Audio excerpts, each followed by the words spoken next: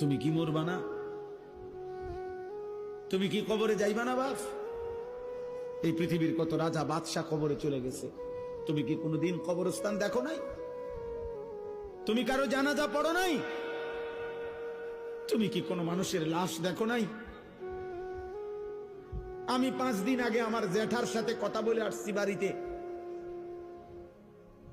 খোঁজ খবর নিছি। 5 দিন পরে আমার জ্যাঠা মারা গেছে।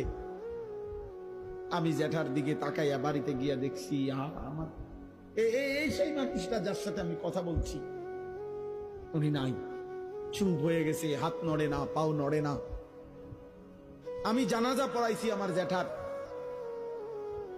তো জানাজার আগে আমি আমার জ্যাঠার কবরটা খালি, তখন কবরে রাখে নাই। আমি কবরের দিকে তাকাইয়া অনেকক্ষণ 8-10 মিনিট হইব, আমার বাবার কবরের পাশে আমার জ্যাঠার কবর।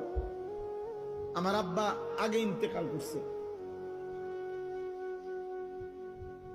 আমার জ্যাঠার কবরের দিকে তাকাইয়া অনেকক্ষণ খালি কবরের দিকে তাকাইয়া ছিলাম।